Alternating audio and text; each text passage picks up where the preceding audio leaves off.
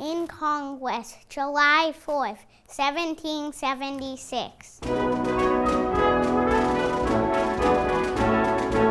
The unanimous Declaration of the 13 United States of America. When in the course of human events it becomes necessary for one people to dissolve the political bands which have connected them with another, and to assume among the powers of the earth the separate and equal station to which the laws of nature and of nature's God entitle them, a decent respect to the opinions of mankind requires that they should declare the causes which impel them to the separation. We hold these truths to be self-evident, that all men are created equal, that they are endowed by their Creator with certain unalienable rights, that among these are life, liberty, and the pursuit of happiness. That to secure these rights, governments are instituted among men, deriving their just powers from the consent of the governed. That whenever any form of government becomes destructive of these ends, it is the right of the people to alter or to abolish it, and to institute new government, laying its foundation on such principles and organizing its powers in such form as to them shall seem most likely to affect their safety and happiness. Prudence indeed will dictate that governments long established should not be changed for light and transient causes, and accordingly all experience hath shown that mankind are more disposed to suffer while evils are sufferable than to right themselves by abolishing the forms to which they are accustomed.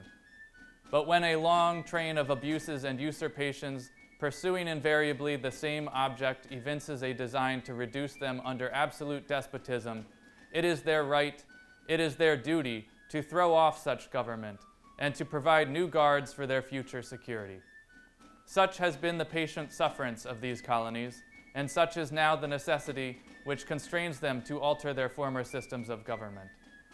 The history of the present King of Great Britain is a history of repeated injuries and usurpations, all having in direct object the establishment of an absolute tyranny over these states.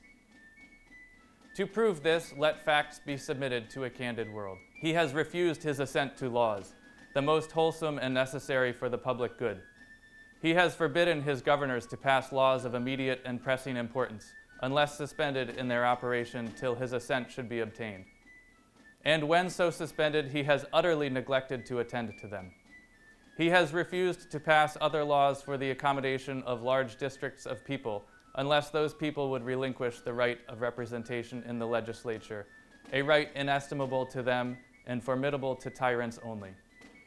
He has called together legislative bodies at places unusual, uncomfortable, and distant from the depository of their public records, for the sole purpose of fatiguing them into compliance with his measures. He has dissolved representative houses repeatedly for opposing with manly firmness his invasions on the rights of the people. He has refused for a long time after such dissolutions to cause others to be elected, whereby the legislative powers, incapable of annihilation, have returned to the people at large for their exercise, the state remaining in the meantime exposed to all the dangers of invasion from without and convulsions within. He has endeavored to prevent the population of these states, for that purpose obstructing the laws for naturalization of foreigners, refusing to pass others to encourage their migrations hither, and raising the conditions of new appropriations of lands. He has obstructed the administration of justice by refusing his assent to laws for establishing judiciary powers. He has made judges dependent on his will alone for the tenure of their offices and the amount and payment of their salaries. He has erected a multitude of new offices and sent hither swarms of officers to harass our people and eat out their substance. He has kept among us in times of peace standing armies without the consent of our legislatures. He has affected to render the military independent of and superior to the civil power.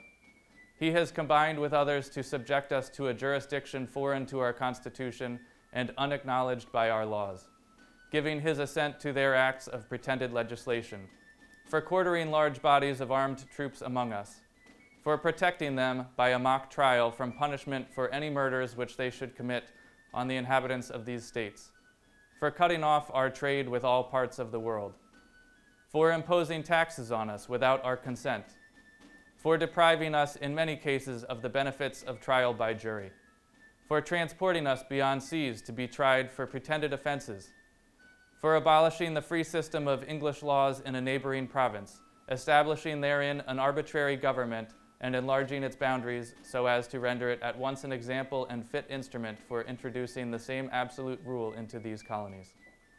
For taking away our charters, abolishing our most valuable laws, and altering fundamentally the forms of our governments. For suspending our own legislatures and declaring themselves instead with power to legislate for us in all cases whatsoever. He has abdicated government here by declaring us out of his protection and waging war against us. He has plundered our seas, ravaged our coasts, burnt our towns, and destroyed the lives of our people. He is at this time transporting large armies of foreign mercenaries to complete the works of death, desolation, and tyranny, already begun with circumstances of cruelty and perfidy scarcely paralleled in the most barbarous ages, and totally unworthy the head of a civilized nation.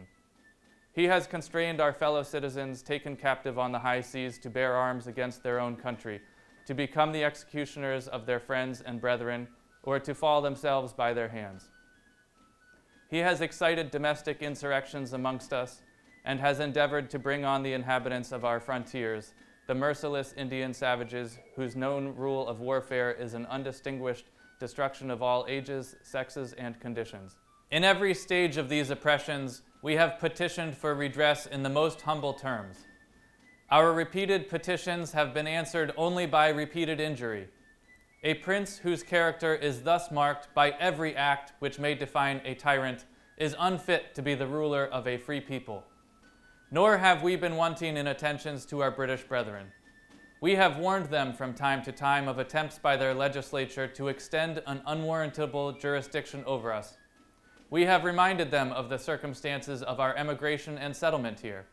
We have appealed to their native justice and magnanimity, and we have conjured them by the ties of our common kindred to disavow these usurpations, which would inevitably interrupt our connections and correspondence.